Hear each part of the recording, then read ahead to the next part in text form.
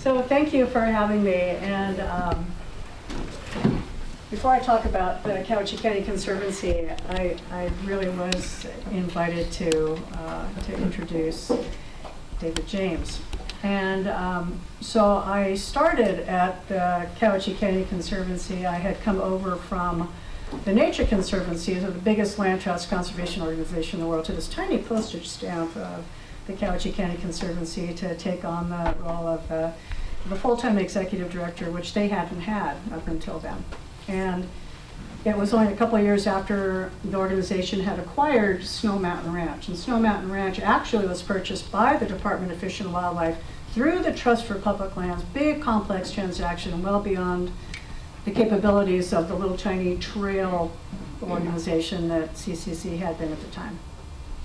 So there's this huge, big, beautiful landscape, and they were hoping that they began a search for somebody to take this on and move it along. So so I started in very, very early, late 2009, early 2010. And so I started and I inherited 3 things right out of the starting gate. I got the keys to the office, the password to the financial software, and oh, there's this guy, this butterfly guy. And so I inherited the James family along with the keys and the way to drive the ship of state at Cowiche Canyon Conservancy. So I just mentioned 3 things. And the reason I did was because before the Nature Conservancy, after school, before the Nature Conservancy, I worked for a few years for the Department of Fish and Wildlife out of Ephrata in the Region 2 office. And I had this amazing boss, great boss. And he was very persuasive. And he usually started a very persuasive argument, which he always got his way. In fact, I ended up marrying him. So. Whole other story, different time, after the beers. But so very persuasive guy. He would often start his discussions, his arguments, or his persuasions with, well, there are 3 things. And so when I was asked to introduce my old friend and colleague, David, the first thing that popped into my mind is, oh, what are the 3 things? And so the 3 things really start with sort of my career path. I was at Fish and Wildlife, Nature Conservancy, Cowiche Canyon Conservancy, and all of those things shared a common thread, a common background, and a common mission, which was conservation, and specifically habitat conservation. And back in the day, Department of Fish and Wildlife had bumper stickers that actually said, some of you may remember seeing these around the state, habitat is the key to wildlife. And there was a symbol of a big key, and it was, dorky, but it was just really, it was great. So that was my career. So, so conservation is one of the things that David was able to help us leverage right out of the starting gate. It was one of the first things I learned from him was that to date, this is 2009, 2010, or the early 2010s, he shared with me that he had totted up about 62, at that time it was 62 species of butterflies at Snow Mountain Ranch. And not having been that kind of a biologist, I thought it was fascinating and cool, but I had no context. But the next thing out of his mouth was, that's more butterflies than exist in the entire United Kingdom. And I went, that's the first line of my next grant proposal. Thank you, David. And sure enough, we were able to leverage through all 3 of those organizations, Department of Fish and Wildlife, the Nature Conservancy, and the Cowiche Canyon Conservancy, the entire migratory corridor that had been previously private lands, called Plum Creek timber and private ranching lands, that the Coronis that you are celebrating today use to get up to their summer habitat and right back down to their natal October end of life sequence. So conservation has been really engendered by David's work and our collaboration. So collaboration is kind of the next thing that is so critical to David's work and what we've all been able to accomplish together through citizen science. And David is a huge proponent of this, as have I been, and all of us in the nonprofit sector, in the agencies, and in other places as well. we really rely on volunteers in order to leverage scarce resources. And so we had a cadre of already very enthusiastic volunteers working with Cowiche Canyon Conservancy, but all volunteers really like to have something that they can latch onto, really specific direction, and David was able to provide that with the Coronis study. So we got together in the office, the whole entire family. In fact, Bella, who I don't recognize anymore because when I first met her, she was a baby in our office. And so the whole family participated with our volunteers to lay out this whole study design. David trained the cadre of volunteers, and I swear, I think there are probably still ghost people out there with nets, still trying to tag butterflies. I think they're all, I mean, it was an amazing, amazing experience. So that citizen science work, which David has used in a variety of different, in a number of different ways, has really leveraged the ability to go way beyond what staff people and scarce resources can produce. Then the third thing, probably something that's near and dear to my heart and something I really, really appreciate about David, is that he's an actual, for real, dyed-in-the-wool, no-nonsense field biologist. And AI cannot do what field biologists can do. Modelers cannot do what field biologists do, what you do, what we do. It can't be done. You can't, an AI can't hold a living organism and go, what is that little parasite under that little butt? You know, they can't do it. It's not possible. And so I was also raised and trained in that scientific tradition. I noticed with some amount of pleasure that when David was giving his report, he got out his little field notebook to read from. So these three things are so critical to what has helped conservation in our area, launched a whole big, big cadre of citizen scientists who went on to other projects and other outcomes. But the field biology is just so visceral and so real, and that's where real science lives. So, you know, otherwise, we would not have had this. I mean, David has produced so much work, and you have to tell the story about Sir David Attenborough, or I'll have to tell it. But I'm going to leave that to you. It's incredible. They already know it, I think. Oh, shoot, that's one of my favorite songs. I sent him a copy of the Life Histories book, and he said, he wrote a nice note back to me, which I sort of shocked by. And he called it magisterial. Oh. And it's on his bookshelf now.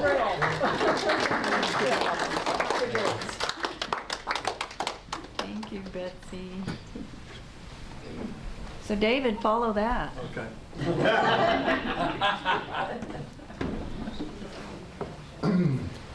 Okay. So everything's set up, right? Yeah, there's a microphone there too, but I don't know how to get it work? going. Hello? Where's Do I Alex? need a microphone? Hello? It doesn't work anyway.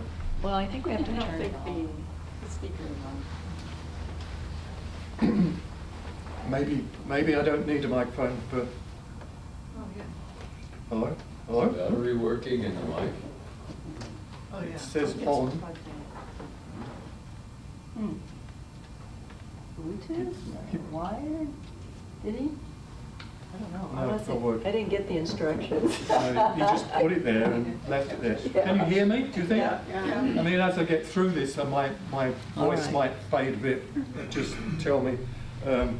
Okay, so the life of Coronis. So this was a big project, as you heard from Betsy, for a number of years, 12 years at least.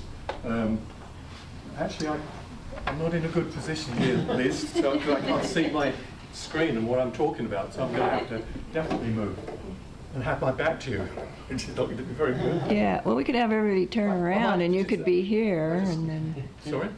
you want everyone to turn around and you I just stand here. I can. Okay, very good. So this is basically the work that we did that Betsy referenced. I finally got around to writing up just about a year ago, and it was published early this year. So what I'm going to be talking about is what is in that paper. And the title of the paper is there, Seasonal Population Biology and Migration of Coronis Fritillaries in Central Washington. And if you're sufficiently interested, I can send you a PDF of the actual article. But so I'm going to give the overview of it now in layman's language. I guess I'm not going to bore you with too many tables of data. Yeah, just tell me if you want a PDF or email me. So, whoops. Sorry, stand still. Okay, so before we did this work, there's a continuation. I mean, my life is a continuation of field work, as you heard from Betsy. So before this work, John Pelham, who a lot of you know obviously, had done a lot of observing of Coronis for all his life. And I had made observations since I arrived here in 1999, I guess. More specifically, when we came to Yakima in 2007. And so in 2011, we put together those observations and produced a paper, wrote a paper, which was the forerunner of what we were going to do after that. So I have the PDF of that as well, if you're interested. So everything that I talk about now comes after that.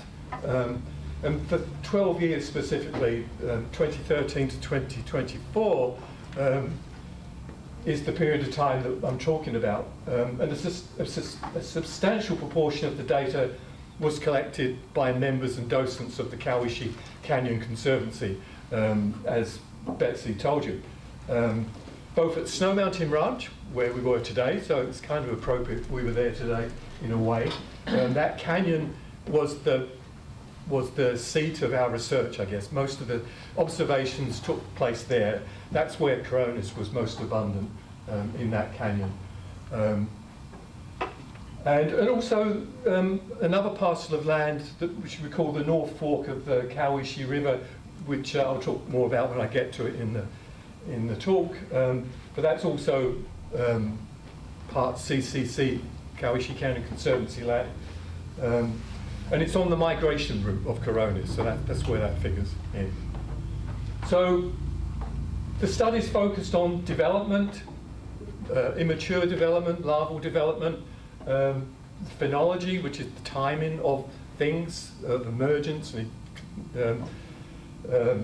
migration and other things in the life of the Coronis, behaviour, things like nectaring and mating and courtship, and movement, importantly, the migration. So in the field studies, as I said, were focused on Snow Mountain Ranch and North Fork of the Cowiche, but I had to go to the mountains as well, which I don't mind going to the mountains. This is actually Bear Creek Mountain, because the butterflies go to the mountains. So field studies shifted location with the butterflies. And this is a shot of a Coronis female at the end of its, not the end, but the furthest west that it's going to go. This is on a high ridge at Bear Creek Mountain, about 7,000 feet, feeding on this Eriogonum, this buckwheat that you only see up there, pyrodifolium. Okay, but we'll start at the beginning of the Coronis year, which starts in the shrub steppe. It starts at Snow Mountain Ranch and other shrub steppe areas.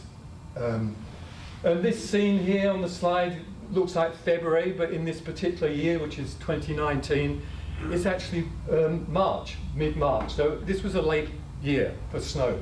An unfed Coronis first instar larvae, which is how they spend the winter, are under the snow waiting for the host plants, sagebrush violets, to emerge, which of course they can't while the snow is still there. So 4 days later, the snow is thawing from the north-facing slopes because the sun's rising and it's pretty strong, and melting's happening pretty quickly. But it wasn't until March the 19th that violets first appeared. So that was an anomalous year, very late year.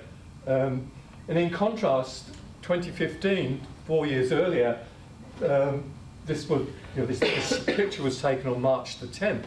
And the violets had sprouted about 3 weeks before. So, there can be a big difference in the appearance of the host plant for the caterpillars and the awakening of them. Presumably they they stay asleep under the snow until, you know, the violets appear. And so during the study, the earliest was that year 2015 when violets first appeared, around about February the 18th, and the latest was the first year I showed you, 2019, when they didn't appear till March the 25th. But the mean date of first shoots during that whole period of time, you know, the average time that sagebrush violets appear was about March the 4th. So the beginning of March is when they appear, and when Coronis caterpillars wake up from their long winter sleep to start feeding. So this is a picture of an overwintering Coronis. That's how they overwinter, just like that, unfed. You know, the eggs are laid in the fall, they hatch within a few days, and then the caterpillar just goes dormant and spends the winter like that. So that's what they look like. And then when they awaken, they start feeding and they start getting some slight coloration, as you see there. And for the purpose of our study, we assumed that they awoke when the sagebrush violets appeared above ground because food is available. They're probably primed and ready for that event to happen. So yeah, the date of first violet shoot signalled commencement of Coronis development for our purposes. I mean, it might have varied by a day or so, but not greatly.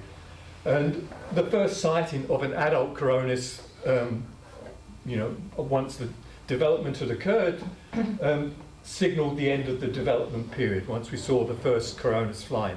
So that's, you know, the parameters of how we measured the development period. So the period ranged from between 56 to 86 days, which is about 8 to 12 weeks. And the mean period of time during those 12 years was about 10.5 weeks of development, you know, from that unfed caterpillar to the emergence of a butterfly.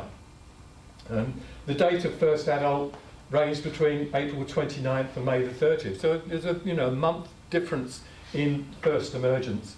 But the average is around May the 15th. And this is during those 12, 13 years. And doing this study is good in terms of climate change, etc., because, you know, someone can look back at this and do the work again in the future and see if that has changed or not. And there's no obvious sign of it changing during the 12-year period, but you know, over a greater period of time, they may begin to emerge early. There is variation between the years, mostly depending on when the snow disappears. But interestingly, the longest development occurred during the years of early violet emergence. And that makes sense because if violets are emerging in February, then the development of caterpillars in February is not going to be great because, as you know, temperature is a key determining factor of the development of insects, including these caterpillars. So, and with a late start in development, you know, emerging in late March when the sun is up higher and it's warmer, they develop more rapidly. So it makes sense. And the other important thing is that all the instars of the caterpillars, you know, caterpillars go through different stages, they're all dark coloured.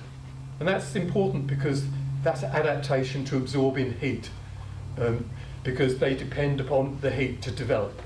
And so that is a very important thing.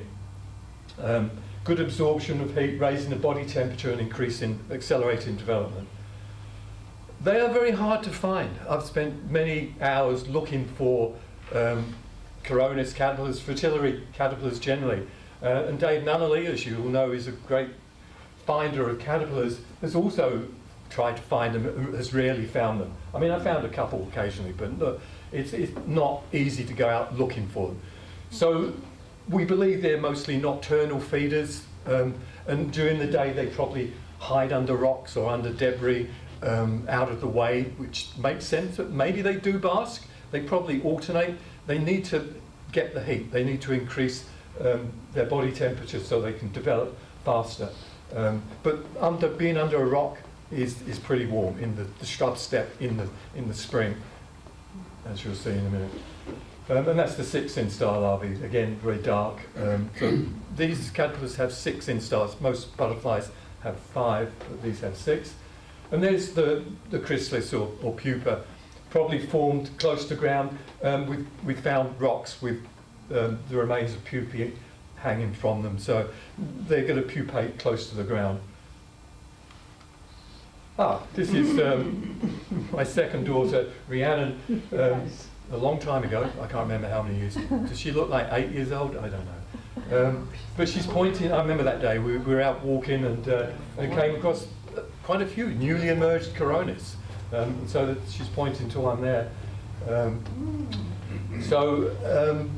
Yeah, that's so they emerge, and that one I believe is a female, and as you'll hear, the females disappear very quickly. There's Bella. Is that an ugly picture, Bella? I didn't take this picture. So it's okay. I don't know where it came from, but it's in my files. And you can see you're in awe of newly emerged Coronis. Would I be correct in saying that? Yeah. Yes. Okay, so development is boosted by sunshine. As I said, they're dark and they need the warmth. And so for a number of years, I put out some data loggers or temperature sensors or whatever you want to call them, recording the temperature on the ground.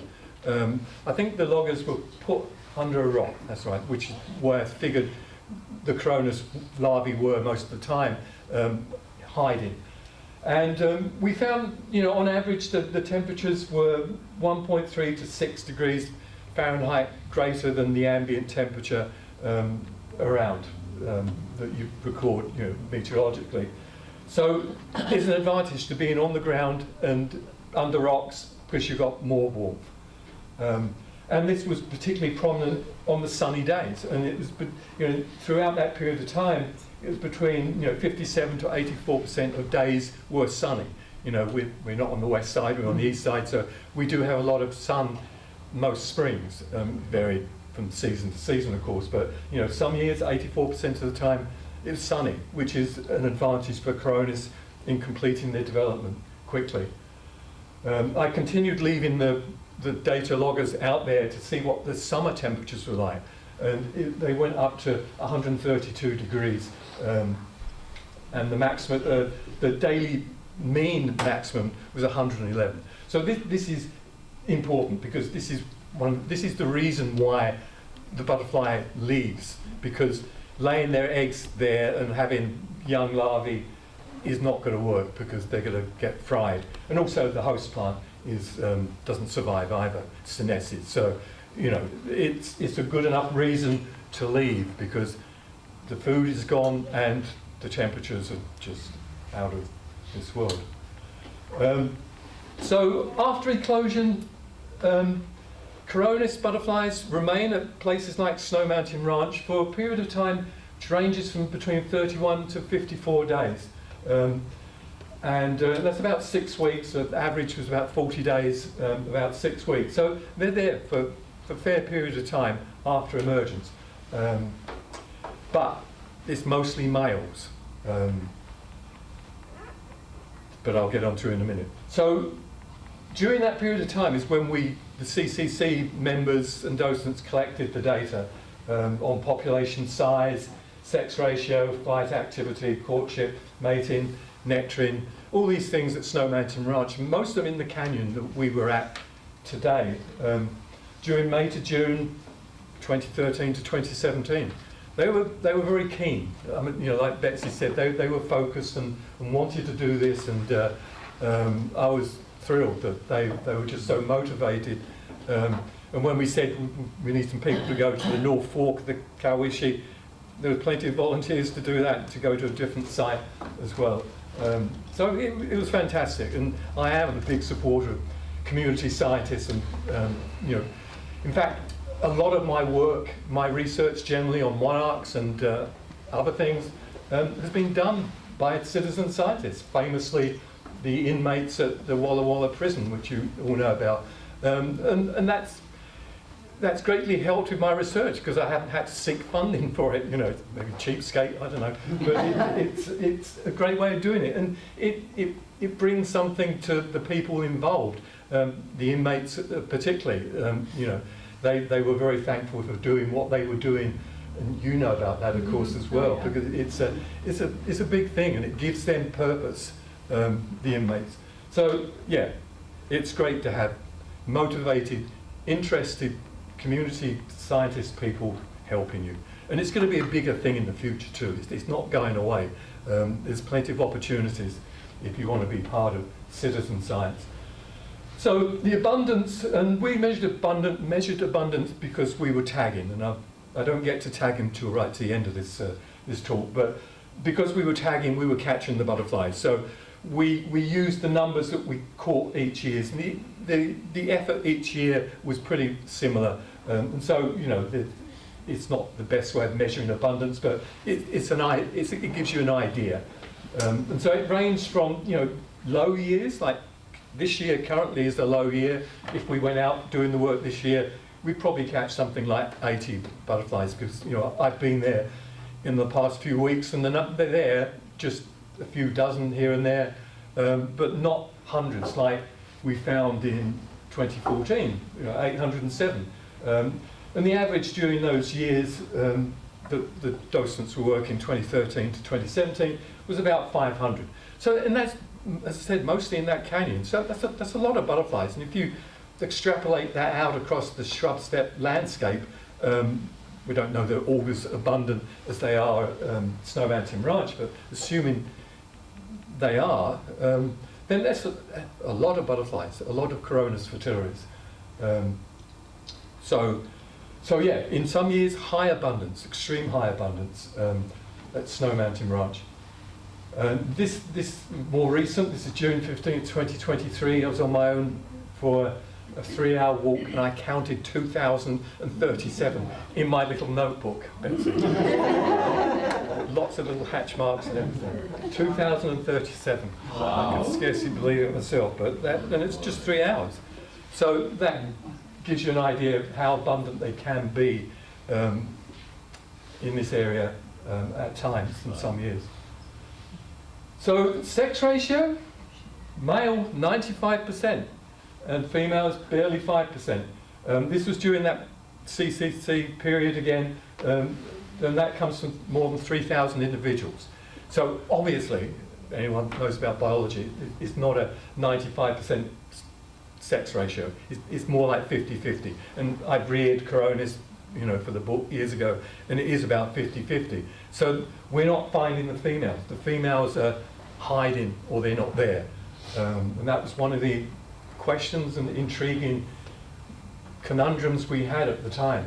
Where are the females? Because it was all males. And there's a female. So you see they're quite different. So it's not like we can't recognise male and female. All the docents knew what males looked like.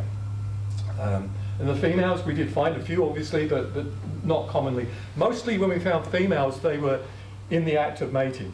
So they were obviously around. The males would find them occasionally, but not often.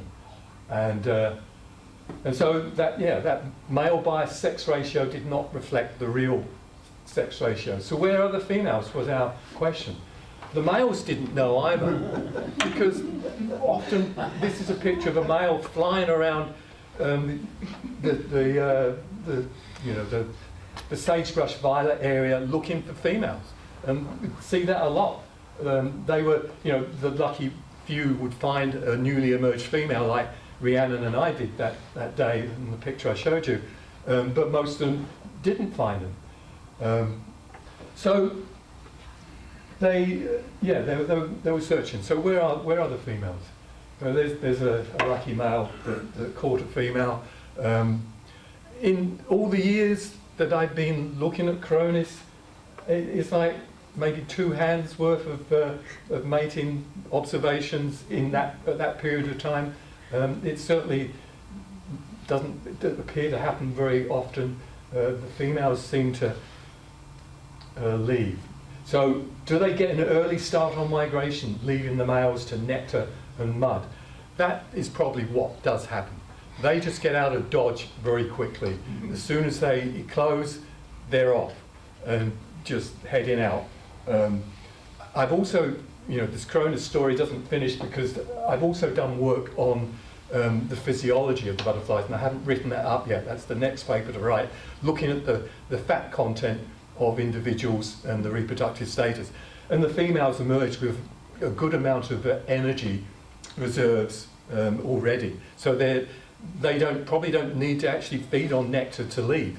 The males are different. They don't have much in the way of energy reserves when they eclose. So they do need to nectar. So maybe that is what's happening. The females emerge and they just leave straight away. So looking at nectaring, looking at behaviour. Sorry, the docents were told to describe observe the behaviours of the butterflies, and over the whole period of time, it differed slightly between years, but not much. Most of the behaviour was nectaring, and so these are mostly males, of course, and they're spending an awful lot of time just nectaring, followed by flight. And that's because they're looking for females. So that's what they're doing. They're nectaring and flying, looking for females. And they also occasionally would bask when they needed a rest, I guess, mating, the few that we've mentioned, and mudding. They do like feeding from wet mud. But they were minor behaviours compared to nectaring and flying. So from the nectaring observations, and I spoke to a few people today about this, most of them occurred on western giant hyssop, which is one of the plants that's quite common in the canyon that we're in today, and Snow Mountain Ranch generally. And you can see that a lot of them on there, they love western giant hyssop. And so most of the nectaring occurred on this plant. The remainder of observations were on about a dozen other flowering plants, but they were far less popular than that. And there's some of them there: purple sage, yarrow, hawksbeard, mock orange, desert parsley, bitterbrush, Speyeria, balsam root, and dusty maidens. But yeah, just a few on those plants. It was all, if you wanted to find Coronis to tag, you'd go to the western giant hyssop patches. But of course, like with all butterflies, there are hazards, enemies out there, predators, and this is a fly-eat butterfly world, and that's a robber fly captured a Coronis. To be honest, most of the mortality of Coronis we saw in the fall rather than the spring, but this was an example of spring predation. So all butterflies have a lot of threats, as I'm sure you all know. So this is the way to the mountains. We didn't. That's not the gully we were in today. That's on the Fish and Wildlife land to the right of the canyon. But most of the gullies lead westward, and so you'd often see the butterflies following each other, in a line, virtually, migrating down the gully or along the gullies, heading towards the mountain.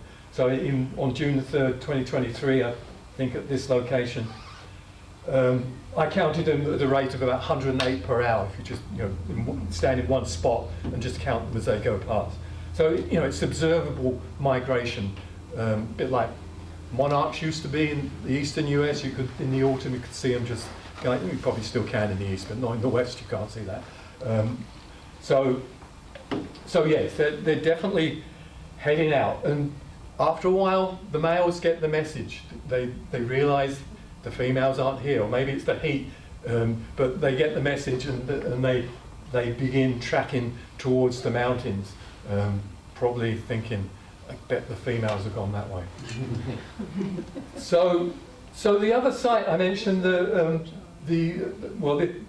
so we had the North Fork of the Cowiche Creek, but we looked at I and some other people looked at other mid-elevation sites, and these were between 2,500 to 3,500 feet. Snow Mountain Ranch is about 2,000 feet, I think. Places like Bethel Ridge, Status Pass, and around Rimrock. But we also had this North Fork Cowiche Creek land area where we did more studies because we had the docents and CCC people that were willing to travel up there, and it's sort of halfway to Rim Rock off of Highway 12, climb up the plateau, and it's only, I don't know, about 15 miles from Snow Mountain Ranch, or kilometres, 12, 10 miles, I don't know. It's not that far. We would find a lot of butterflies up there. There was a lot of hyssop up there, again, so they were attracted to that as they were down at Snow Mountain Ranch. But interestingly, more females were seen there than at Snow Mountain Ranch. In some years, up to 57% female for a short period of time. You know, we were going there weekly or twice weekly, and it was just for a week or so that the females would suddenly be 50-50 or even more abundant than the males, which probably represented the, you know, the migration of females through. So that adds support to the idea that they do leave Snow Mountain Ranch first.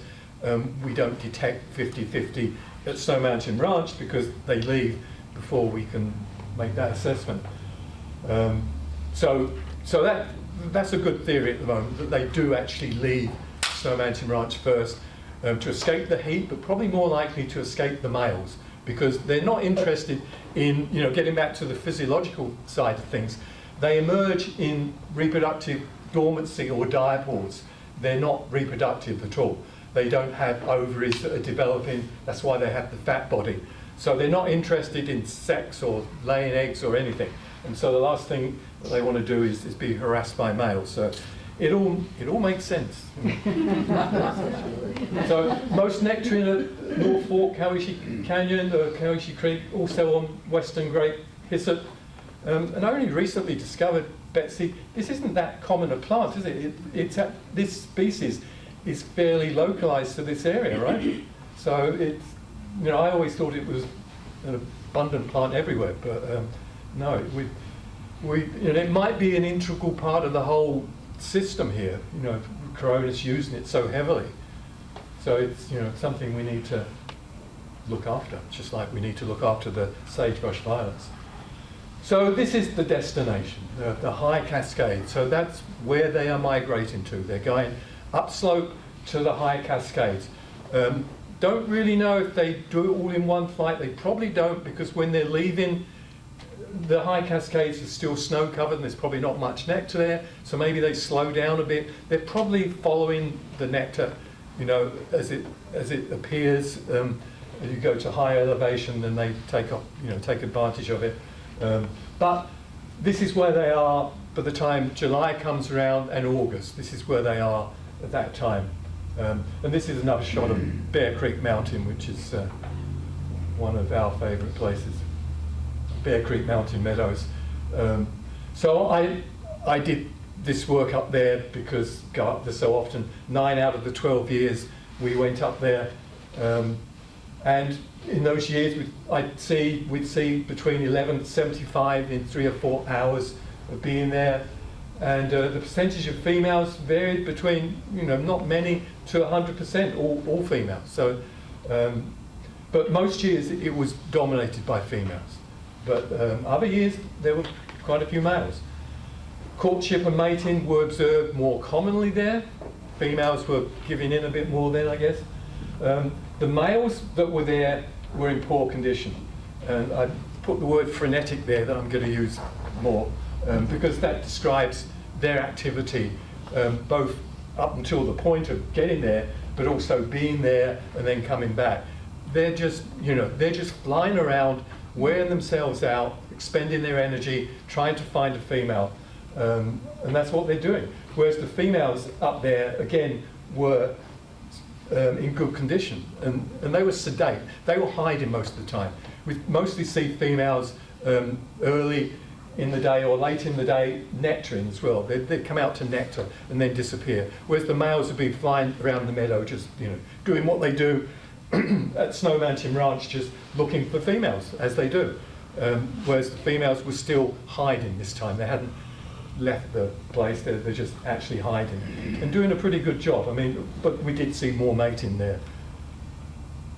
So by the end of July to early August, they move up to the high ridges. So earlier than that, they're in the meadows where the flowers, the asters and other flowers are there, and then they gradually senesce during July, and so by early mid-August, most of the flowers are up on the rocky ridges, which gets back to that earlier picture I showed you where they're nectaring mostly on phlox, which is still flowering up there. So, you know, the early spring phlox here doesn't flower until end of July, early August, up at 7,000 feet.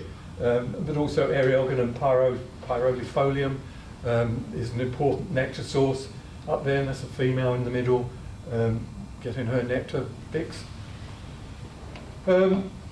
So you know, Bear Creek Mountain is just one location. I obviously can't go to all locations. So that what we see there is probably happening in many other high alpine areas, maybe as far as Mount Rainier. I'm pretty sure Coronis is seen at Mount Rainier during the summer. And certainly Goat Rocks, which is just on the other side of Bear Creek Mountain, probably plenty of Coronis there. But for a long time I thought that's as far as they go. But thanks to more citizen scientists, intrepid lepidopterists Tanner and Woody Nouse, who live near the Olympics and spend their time climbing the Olympics in the summer and winter, they found Coronis there in the past few years, quite a large number. And this is 140 miles northwest of Yakima. I think I've got more information here. So during 2020 to 2024, they saw 26 Coronis at 6 locations in the Olympics. And in most of those instances, it was more than just one individual. So it wasn't just a random butterfly there. It was a couple, a few. It's like really like it was a planned thing, not just an itinerant happened to make it there. So definitely needs more investigation. But the interesting thing is that they all were male, and that may get down to the frenetic thing again.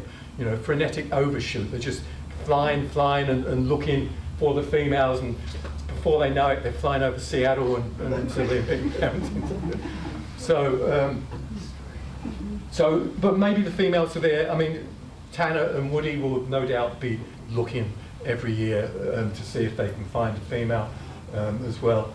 But that's new information that's come up only in the last few years. And how significant it is, we don't know at this point.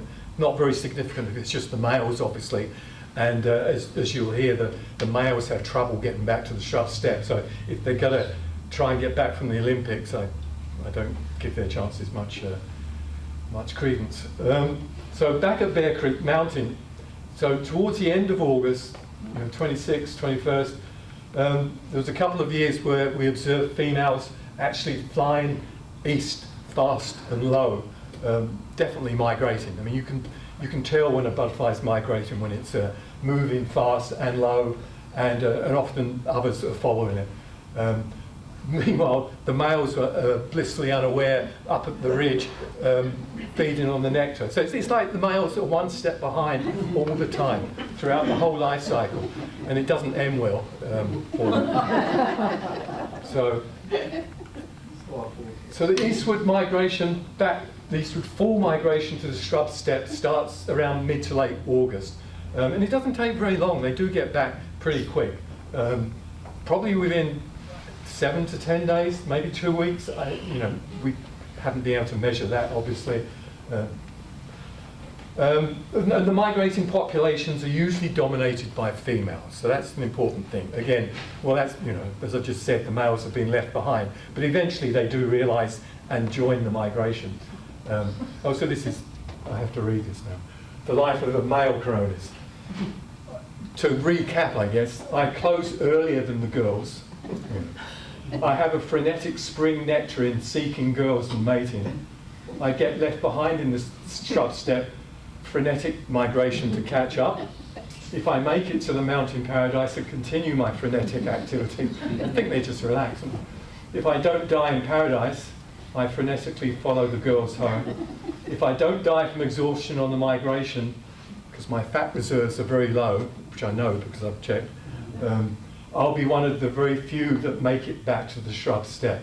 My reward, if I make it, he's been assured I will pass on my strength and my grit to the next generation, because he'll be able to mate and be the last one in, the last mate in takes precedent. In fact, all the female Coronis I've dissected have only had one spermatophore, which probably means that she absorbs other spermatophores, so she only keeps the last one. So the successful male that made it all the way round gets to pass on his genes. So one day the frenetic males might be a lot stronger than they currently seem to be. Okay, so that's the story of the male. This is how he looks after his frenetic life. I'm sure you've all seen butterflies like that, but that if a male, this is in Yakima, so it got back to Yakima and looked like that. Barely, wing and a prayer can fly. Oops. So this was a memorable experience of seeing the migration here. The little bald mountain, which is up Highway 410. And on that day, September the 1st, 2013, we just saw Coronis migrating down this slope here from the top there, near the mountain there, just coming towards you to the, across the slope down there in large numbers. I mean, I don't know, 150 per hour. So they were passing. And they were stopping on this dwarf rabbit brush or whatever it is occasionally, just to get some nectar. But mostly they were just traveling through, migrating down. And so that was the most obvious migration of Coronis I've seen. It was textbook like migration. I should have taken a video, I guess. But so back to Snow Mountain Ranch, and this is September the 6th, 2022. The thing about the fall in the shrub steppe is that rabbit brush is the key to survival of many butterflies and many insects generally. Without rabbit brush, insects would be, and butterflies would be in a far worse state. They need rabbit brush because there's very few other nectar sources. So, this is a rabbit brush here, and look at all the Coronis on it. They just flock to the rabbit brush after their long journey. And the first return at Snow Mountain Ranch is between, in all the years I looked at it, between August 21st and September the 1st. So in the last week or so of August, the average is about August the 25th. But that's usually just the first colonizer. The numbers don't start building up until the first week of September. So the life of a female Coronis, as you can probably guess, I close later than the boys, I hide from the boys, I leave the boys behind. I relax during summer, hanging out in the shade and avoiding the boys. I have plenty of energy for migration back home. She looks like that, true. And I get home looking my best, like that. And I spend the autumn of my life nectaring on rabbit brush and laying eggs. So who's got the better life? Just extremes, really.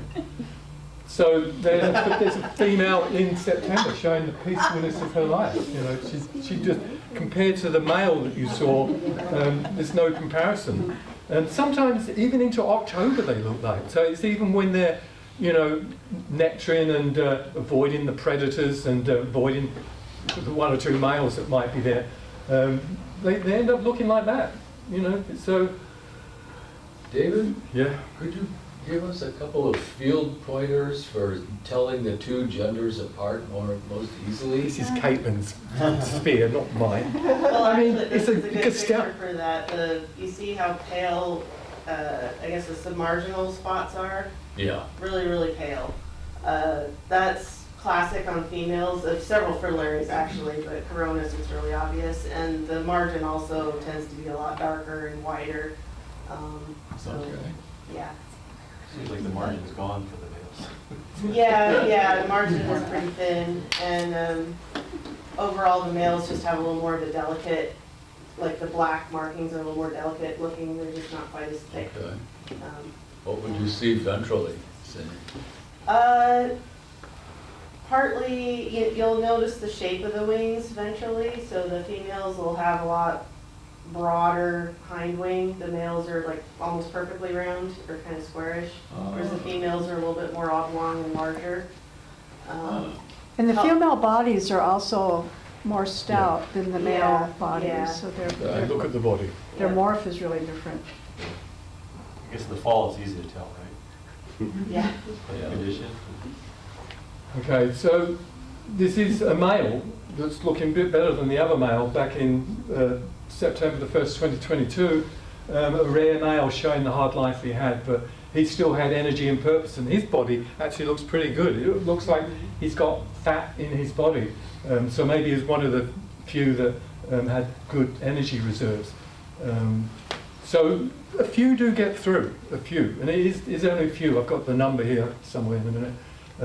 So there's success for the frenetic male. So mating does occur in, at Snow Mountain Ranch in the autumn by the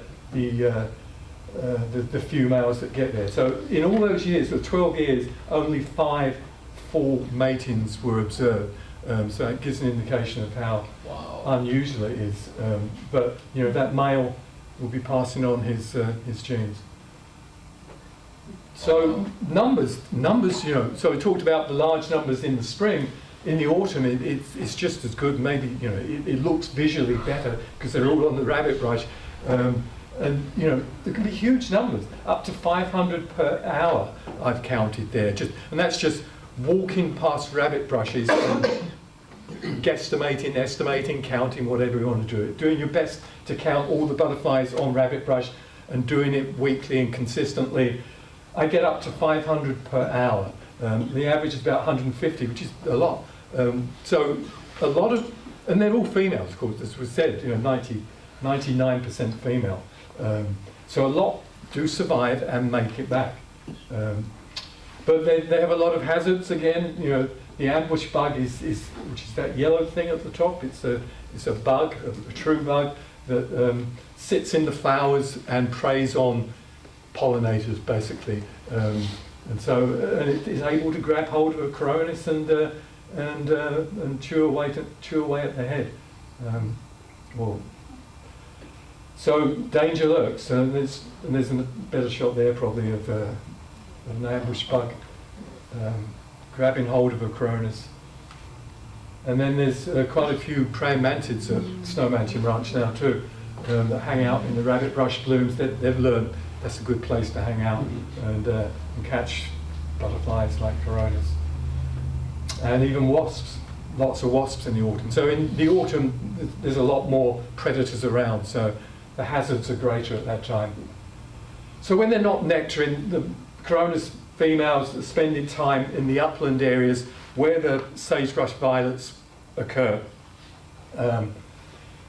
Basically the areas where they developed as caterpillars the last spring, the previous spring. So they go there to lay eggs. And so that's the shot of one laying its eggs. You can see the body down on the ground. They just lay their eggs on the ground debris because there's no violets there for them to lay their eggs on.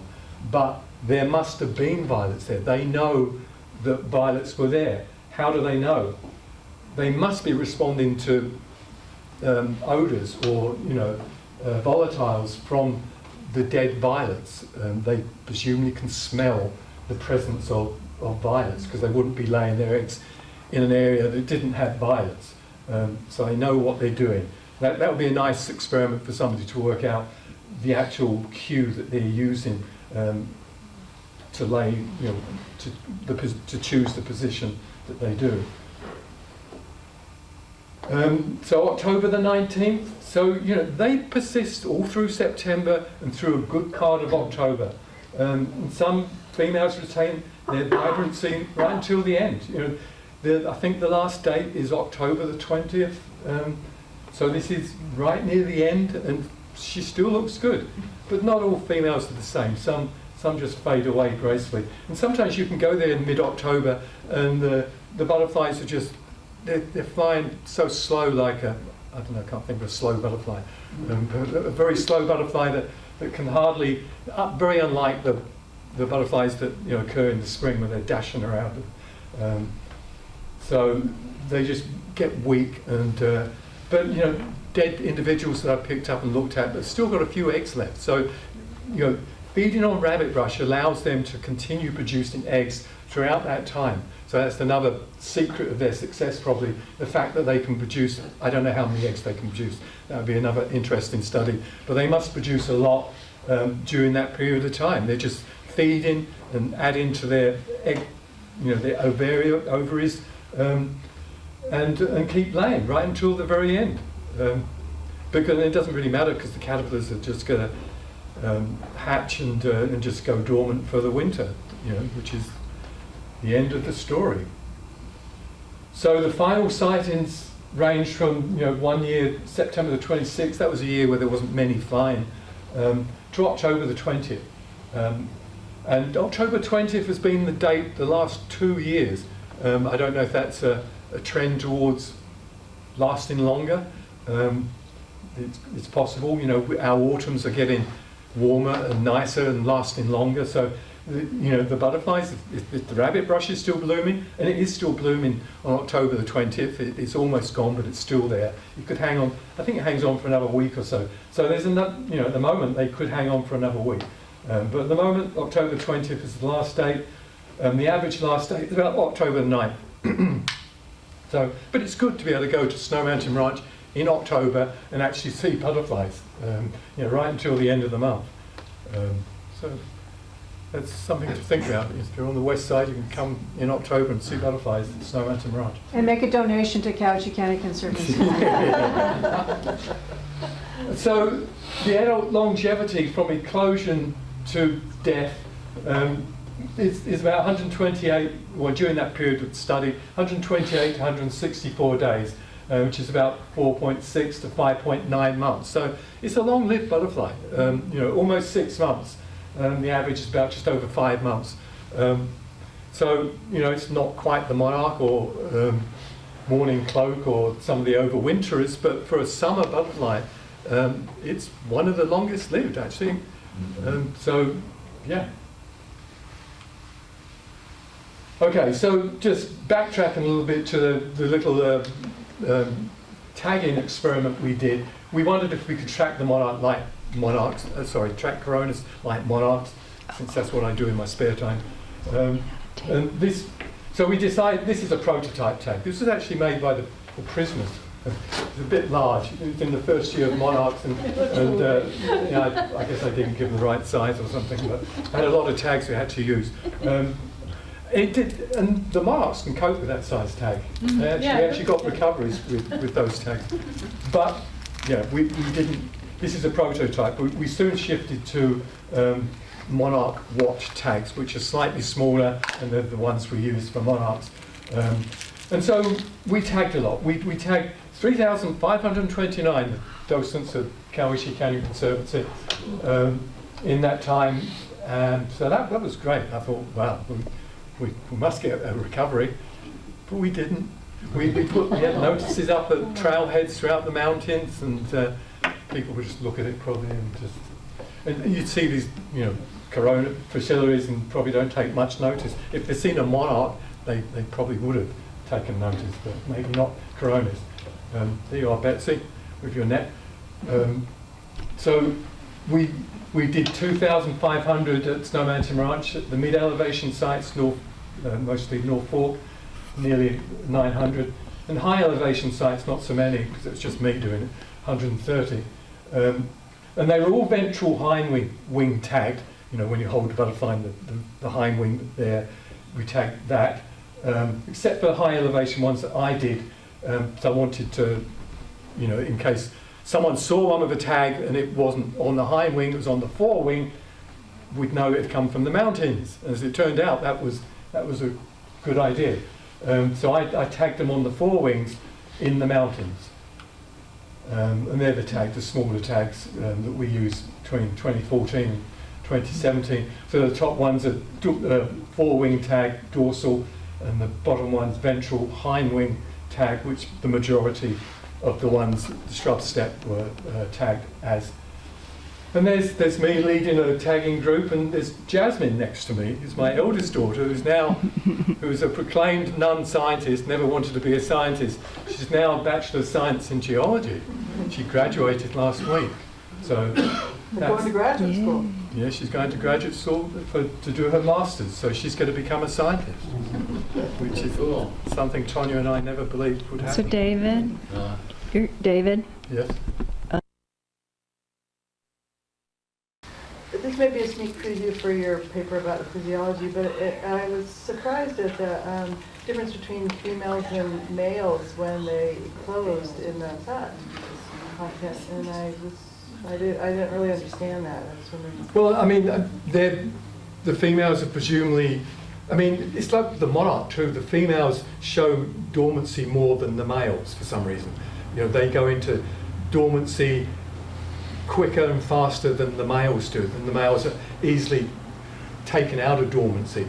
So the Coronis thing follows that as well, where the females are emerging. They know that they're not going to be breeding for a while, so they're emerging with energy reserves already. I mean, I don't know for sure. I'm hypothesizing here, but you know, they might be using some of the caterpillar energy stores provision for the adult, so that she can get a good start on the migration. So you think their metabolisms are different? Yes, yes, oh, okay, yes, okay. yeah. Oh, interesting. Yeah, I mean, and I think about the monarch, where, as I said, the female are more, you know, programmed, I guess, if you want to say, than males. Males are less programmed. And it sort of makes sense. The female's the one that's got to survive and complete the trip, whereas the male, not so important perhaps. Oh, interesting. But that, yeah, we need to look, somebody needs to look at that. Okay, there's Betsy applying the tag. So, I mean, remarkably, everybody applied tags pretty easily. They picked it up very well, and we have the same with monarchs too. Nobody has a problem putting tags on butterflies. Coronis was much more difficult than a monarch, of course, because they're smaller. So we did find tagged butterflies at Snow Mountain Ranch up to 4 days after being tagged.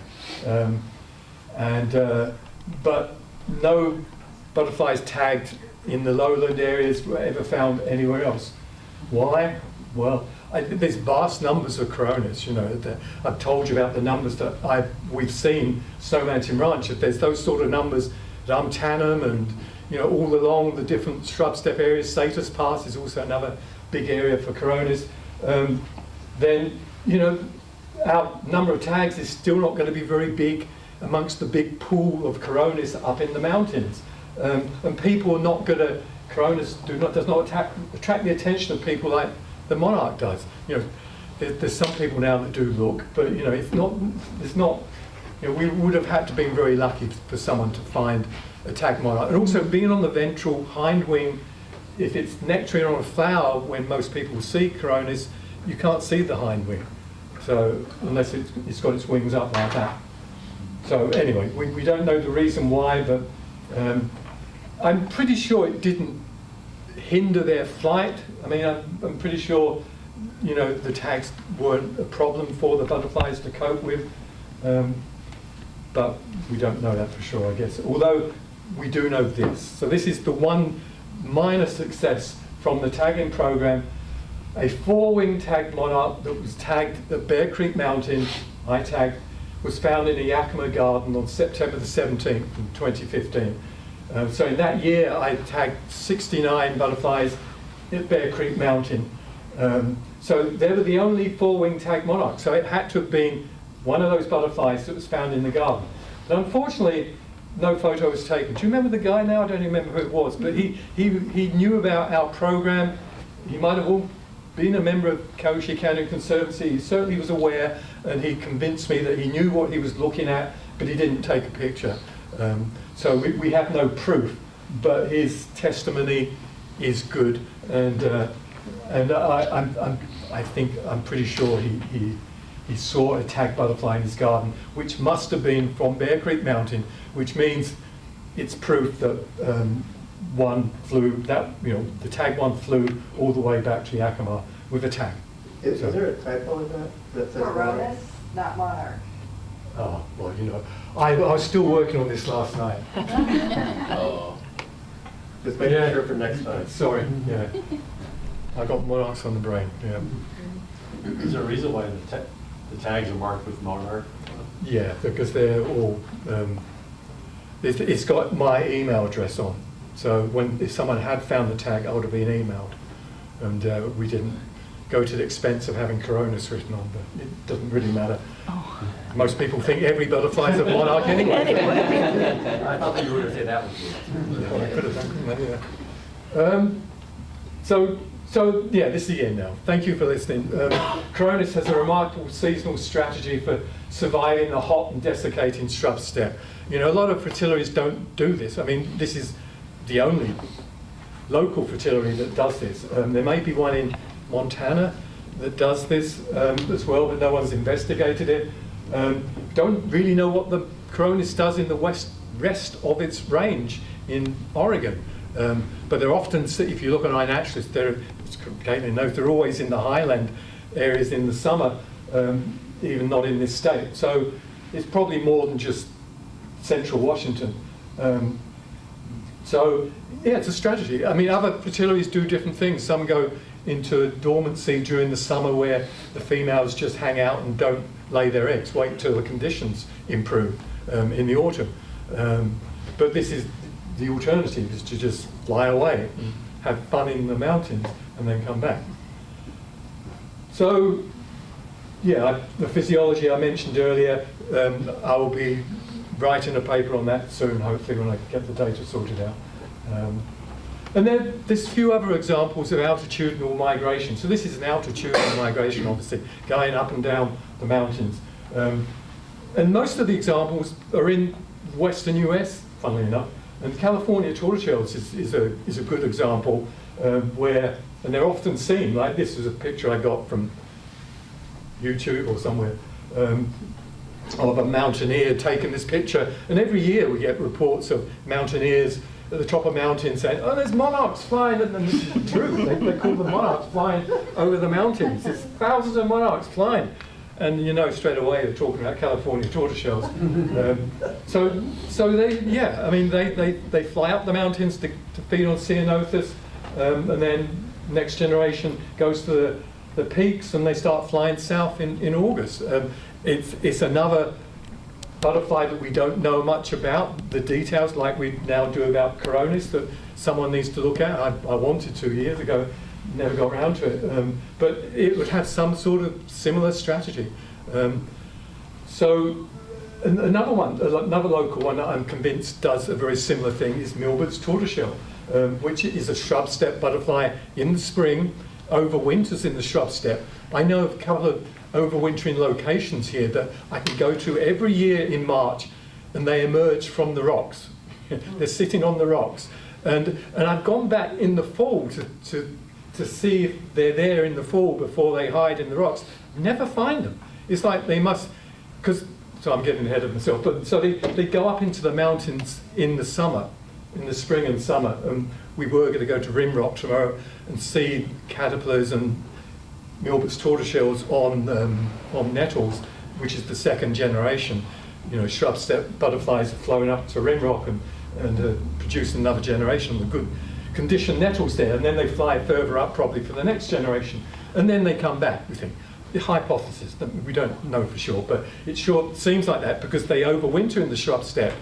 And as I was just saying, I was trying to see them come back in the fall, but I never have. You ever seen them in the fall? Me? No, you probably haven't. And yet... I only just got the Cowles County record like 2 weeks ago. Well, technically second county record because I saw one last year, I just couldn't catch it. So yeah, on the west side I hardly ever see them. Over here I don't do a whole lot. I'm not out as much in the fall, so I can't really remember. Well, I made a special effort to look for them and cannot find them. So if they do come back, because they're there in the spring, they're in the same overwintering places and they appear. So when they come back, they must just go straight to where they're headed for and overwinter and not, fly around like Coronis does. They don't nectar on rabbit brush. I've never found them on rabbit brush. I've seen commas. Well, and, like if I've been out looking at Coronis and stuff, I don't recall ever seeing those. So you'd expect to if they come back here. So it's another species that needs further investigation. Yeah, I think I've seen those in the fall high country, like In Mount the- Spokane, in- but not low down. Yeah. So do you think they It's very die? strange. They die up there? It's almost as if they stay up there. Maybe, could they come down early in the spring then? Makes Possible. sense. Anything's possible, and they could overwinter up high, I suppose. Yeah. Except if they're covered with snow. It's another little mystery. For a very common butterfly, we don't really know what it's doing in its life. So the life of Milbert is the next study. Okay, so thank you very much for listening. I have to acknowledge the Cowiche Canyon Conservancy and Betsy, particularly Betsy, for being here to introduce me tonight. And importantly, all the members and the docents of Cowiche Canyon Conservancy that contributed to this work and this research, and Tanner and Woody for their observations, and lastly Tonya and my daughters Jasmine, Rhiannon and Annabella for their observations during the years as well. And John Pelham, because he's been instrumental in discussions about this, and Bob Pyle, of course. And my final picture, just for Bella.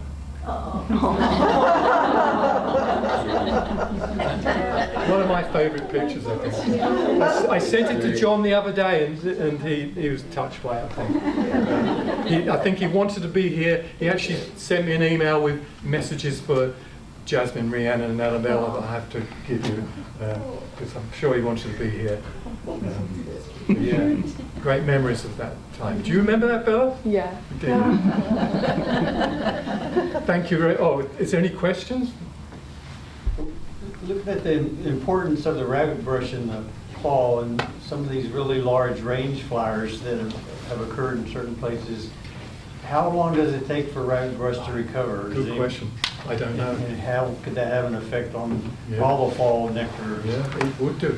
I don't know of any rabbit brush areas that are burnt, not major rabbit brush areas.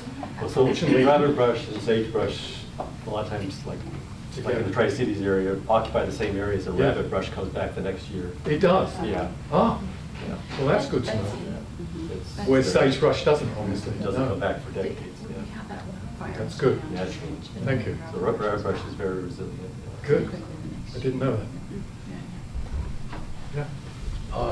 Haley had us up to top of Steptoe Butte last summer, where we saw dozens upon dozens of frenetic Cowiche Fritillaries just swirling and trailing around at the hilltop with swallowtails. And I wondered, is that anything like this kind of migratory behavior, or what is that kind of thing? That's another species that we don't know much about. Were they male or female, do you know?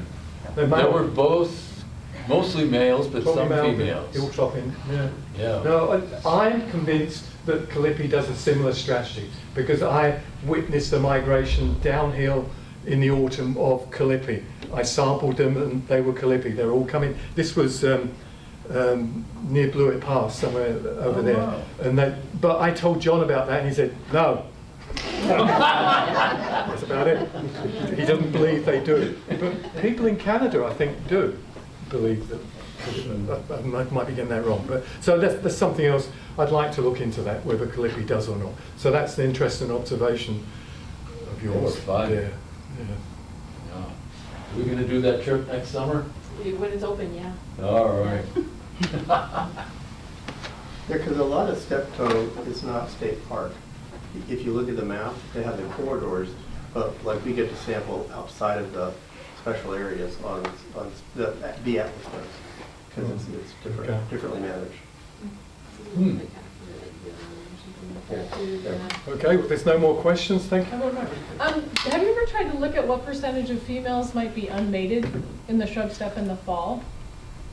Like, is it a pretty high percentage that Yeah. are mated from what you've seen, or have you looked at They're that? all mated. They're all mated? Yes, I mean, Wow. this gets into my other paper, but Wow. yeah, that's the good question. And I'm just thinking back, but yeah, they're all mated. There's not Huh. any unmated individuals. So they all do get mated somewhere at some time. Yes.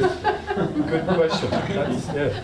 That'll be in the next paper. Nobody's left. See, I haven't put the two You get things around. together. You know, yeah, I should have done both papers, and then it would make more, sense, I We guess. need something for next year. So. Yeah. All right.